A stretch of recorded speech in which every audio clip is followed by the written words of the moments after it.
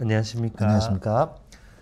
미등록 이주민 건강권 실현을 위한 동행의 운영위원인 박성민입니다. 이 시간에는 한국의 의료제도 그리고 이 의료제도를 미등록 이주민들이 어떻게 이용할 수 있을지 그것을 주제로 영상을 만들어 보았습니다. 오늘 말씀해 주실 챙창수 선생님을 소개하겠습니다. 네, 안녕하십니까. 저는 동행의 운영위원이고요. 행동하는 의사의 대구지부 대표를 맡고 있고 가정의학과 의사로 일하고 있는 최창수입니다. 반갑습니다. 반갑습니다. 일단 이 영상의 이런 영상을 찍는 이유가 뭘까요? 우선 아픈 것만큼 좀 힘들고 슬픈 일은 없잖아요.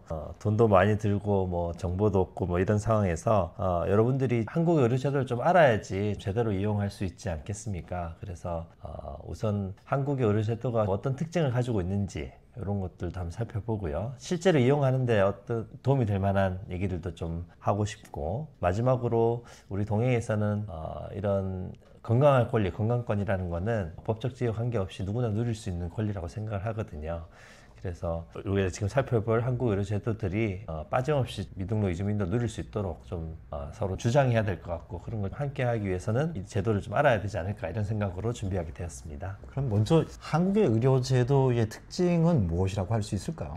네, 한국 의료 제도의 가장 큰 특징은 이제 전 국민 의료보험이라는 겁니다. 그러니까 의료보험에 대해서도 좀 살펴봐야 하겠지만, 어쨌든 누구나 무조건적으로 의료보험에 가입을 해야 되는 것들이 가장 큰 장점이 될 겁니다. 그래서 의료보험이란 것은 단순히 의료비만 지원해 주는 것이 아니라 국가나 사회가 이렇게 국민들의 건강을 지켜주고 또 증진하기 위해서 의료 서비스를 이제 해주는 것을 말하는 거고요. 그렇게 지금 우리나라는 의료 서비스가 제공되고 있다, 이렇게 생각하시면 될 것 같습니다. 여기서 잠깐 이제 의료보험 재정은 어떻게 되는지 좀 살펴봐야 될 것 같은데요. 우리나라의 의료보험 재정은 한 80조 정도 되고요. 우리나라 전체 국가 예산의 한 12% 정도 되는 예산이 되고 있는데, 이 의료보험의 재정의 가장 큰 수입원은 어쨌든 국민들이 내고 있는 의료보험료입니다. 의료보험료고, 크게 두 가지로 직장을 가지고 있는 분들은 이제 직장가입자라고 하고, 그렇지 않는 분들을 지역가입자라고 하는데요. 직장가입자 같은 경우는 자기 소득에 따라서 보험료를 내게 되고, 그 중에 이제 그 보험료 중에 한 50%는 그 자기를 고용하고 있는 사업주가 내게 됩니다. 지역가입자 같은 경우는 자기 재산에 따라서 이제 보험료가 책정이 돼서 이렇게 납부를 하게 돼서 보험료가 조성이 됩니다. 여기서 이제 우리가 국민건강보험은 일종의 사회보험인데, 사회보험과 민간보험의 차이를 조금 살펴볼 필요가 있는데요. 여러분들은 잘 아실지 모르겠지만 실손보험이나 여러 가지 보장성 보험 중에 무슨 땡땡 보험회사에서 가입한 여러 보험들이 있잖아요. 그런 것들은 이제 민간보험이고, 국민건강보험은 이제 사회보험이라고 할 수 있는데, 차이점은 우선 첫째로는 민간보험은 어쨌든 수익을 내야 되는 구조다 보니까 보험료율이 이제 높게 좀 책정이 될 수 있죠. 하지만 국민건강보험은 굳이 흑자를 내야 되는 것들이 아니니까 위험성 부담을 담당하는 그 위험료율보다 보험료도 낮게 책정돼 있고, 필요시에는 국가가 세금을 이용해서 지원해주는 국고보조금 제도들도 있습니다. 두 번째로 또 가장 큰 차이는 이제 소득 재분배 효과가 있습니다. 소득 재분배란 말은 좀 어려울 텐데요. 쉽게 말해서 가난한 사람과 부자인 소득이 많은 사람들 사이에 이제 보험료가 달라지는 거죠.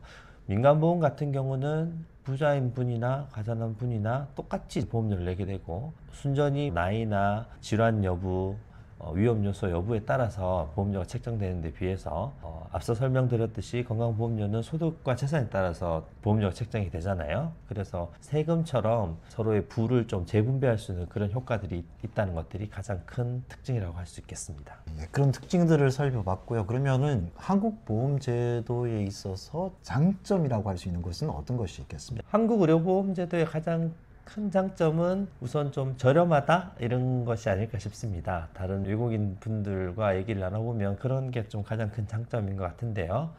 의료비가 어쨌든 상대적으로 조금 저렴한 것들이 있습니다. 1차 진료, 그러니까 동네 병원 진료를 봐도 10,000원이 되지 않는 비용으로 우선 의사 진료를 이제 볼 수 있다는 장점들이 있고요. 이제 덧붙여서 이제 본인 부담 상한제라고 해서 1년 동안 연간에 내야 될 지불해야 되는 그런 비용이 한계선이 정해져 있습니다. 이건 역시 이제 소득마다 다르긴 한데요. 그렇다 보니 의료보험이 적용된다면 아주 고액의 진료비가 나오는 경우가 사실은 많지 않다 이렇게 봐도 무방합니다. 두 번째로 접근성이 뛰어나다는 건데요. 접근성이란 말은 쉽게 의사를 좀 만날 수 있다는 거죠. 동네 병원뿐만 아니라 2차 병원, 대학병원도 사실 쉽게 자기가 마음만 먹으면 진료를 볼 수 있고, 특히나 전문과의 이제 전문의들을 만나는 것들도 동네 병원에 1차 의료기관에 많이 계시니까 손쉽게 이제 만날 수 있는 장점들이 있습니다. 세 번째로는 이제 우리 건강보험에서는 단순히 진료비 지원뿐만 아니라 암 검진이라든지 일반 검진이라든지 예방 사업을 위한 검진 프로그램들 서비스들도 있고요. 이제 노령 인구를 대상으로 하는 장기요양보험, 그러니까 노령 인구에 대한 뭐 생활 지원이나 생활 시설 입소 지원을 하는 그런 서비스들도 함께 진행하고 있는 장점들이 있습니다.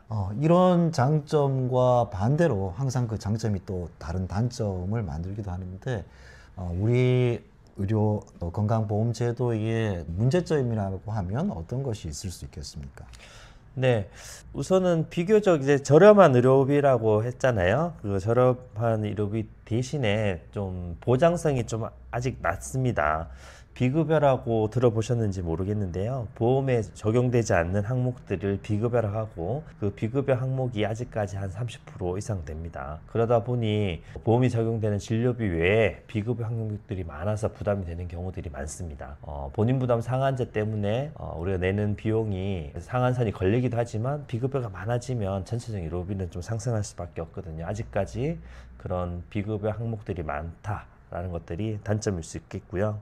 두 번째로 이제 접근성이 높다는 것들의 반대 편향으로 이제 의료 전달 체계가 제대로 지켜지고 있지 않습니다. 의료 전달 체계라는 것은 그러니까 1차 병원, 2차 의료기관, 3차 의료기관 이렇게 이제 환자가 전달되는 체계를 말하는 거고요. 1차 의료 기관은 우리가 알고 있는 동네 병원, 2차 의료기관은 입원 병실이 조금 있는 작은 병원, 3차 의료기관은 입원 병실이 100병상 이상 되는 큰 병원, 대학병원들을 말하는 건데요. 우리가 가지고 있는 의료의 그런 서비스는 한정돼 있고, 이런 것들을 좀 더 효율적으로 쓰기 위해서는 중하지 않은 병을 가지고 굳이 상급병원, 3차 병원 이렇게 방문할 필요가 없는 거잖아요.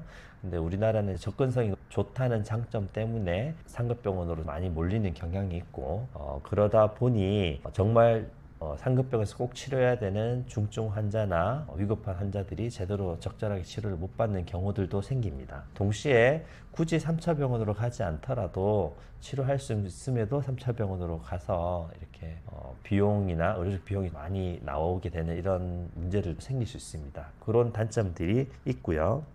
또 하나는 어려운 말이지만 이제 행위별 수가제로 우리 의료비가 지불되고 있습니다. 그러니까 의료기관에서 진료행위, 의료행위를 할수록 비용이 추가되는 제도가 행위별 수가제인데요.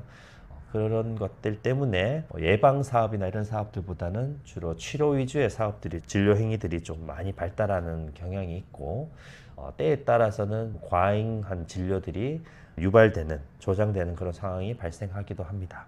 마지막으로 공공의료기관이 부족합니다. 가장 표준적인 진료를 하는 의료기관, 그리고 저소득층이나 의료기관 이용이 어려운 분들 대상으로 지원하는 그런 의료기관이 전 공공병원이라고 생각하는데요. 그런 공공병원이 실제로 OECD 선진국 대비해서도 가장 낮은 축에 속하는 그런 단점들이 있습니다. 사실 지금 이렇게 좀 장점을 가지고 있는 우리 한국 건강보험제도지만은 항상 사각이 생기는 부분들이 있습니다. 특별히 그 미등록 이주민 같은 경우에는 그런 문제가 더 심각할 수밖에 없는데요. 미등록 이주민 입장에서 이 의료 접근권을 위해서, 건강권을 위해서 꼭 알아둬야 될 내용들은 어떤 게 있겠습니까? 네, 불행하게도 사실 미등록 이주민에 대한 지원은 거의 없는 셈입니다. 사실은 법적 지위가 없다는 이유로 국가나 사회에서는 사실 미등록 인에 대한 공식적인 지원을 지금 하지 않고 있는 상황이고요. 그나마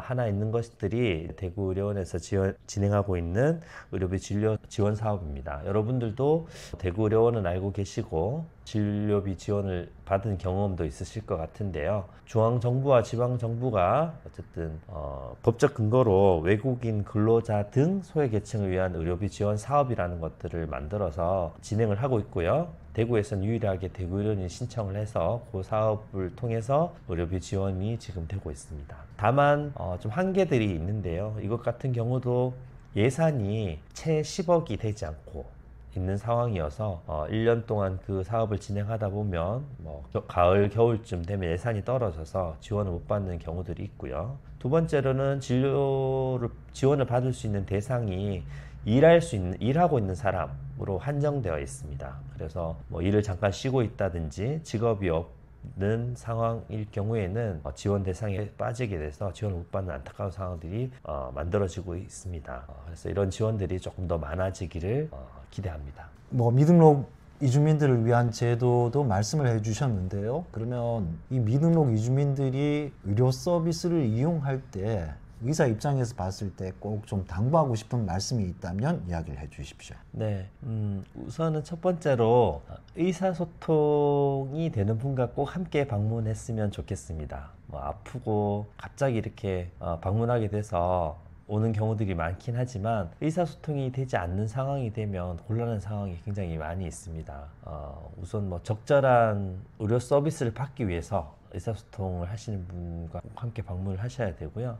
의사소통이 제대로 되지 않으면 오히려 불필요한 검사를 하는 경우들도 생길 수 있습니다. 그렇지 않기 위해서 통역 서비스는 굉장히 중요한 것 같고 우리 동행에서도 이런 통역 서비스 지원 사업을 하고 있습니다. 그래서 양성된 통역인에 대한 통역비 지원을 하기 때문에 무료로 통역 서비스를 이용할 수 있으니 많은 이용 부탁드리고요.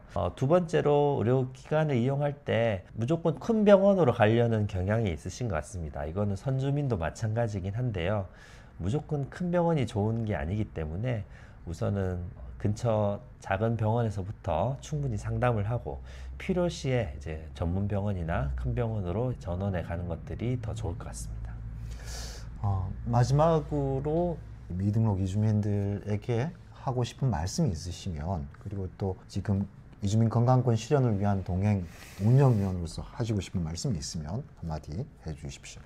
네, 낯선 곳에서 아픈 것만큼 서러운 일은 없을 것 같은데요. 여러 가지로 정보도 없고 경제적으로 부담이 돼서 의료 이용이 좀 꺼려지는 건 사실이지만 어쨌든 최대한 자신의 건강을 위해서 의료기관들을 좀 많이 활용을 했으면 좋겠습니다. 앞서 살펴봤듯이 미등록 이주민을 위한 지원 사업들이 많이 없긴 하지만요. 다행스럽게 대구 경북 지역에 많은 미등록 이주민 지원 단체들이 있습니다. 그리고 그 단체에서 운영하고 있는 무료 진료소도 성서, 경산, 현풍 이렇게 있는 것으로 알고 있습니다. 큰 진료비가 많이 나와서 고생하는 분들도 많지만 간단하게 진료할 수 있음에도 병원을 잘 방문하지 않아서 못해서 이렇게 고생하고 있는 분들을 좀 많이 목격하는데요. 이런 미등록 이주민 지원하고 있는 여러 시민사회단체 무료 진료소를 좀 이용할 수 있도록 자국의 커뮤니티를 통해서나 많이 좀 문의를 했으면 좋겠고요. 마지막으로 우리가 살펴본 바대로 이런 한국의 의료제도, 국민건강보험 이런 것들이 저는 미등록 이주민에게도 적용받아야 된다고 생각을 합니다. 동행에 법적 지위 관계없이 누구나 이렇게 의료 서비스를 받아야 되는 그런 권리가 있다고 주장하고 있고요. 여러분이 그런 주장과 이런 싸움에 함께 했으면 좋겠습니다. 네, 지금까지 우리 한국의 의료 제도에 대해서 설명을 해주신 최창수 선생님께 감사드립니다. 시청해 주셔서 감사합니다.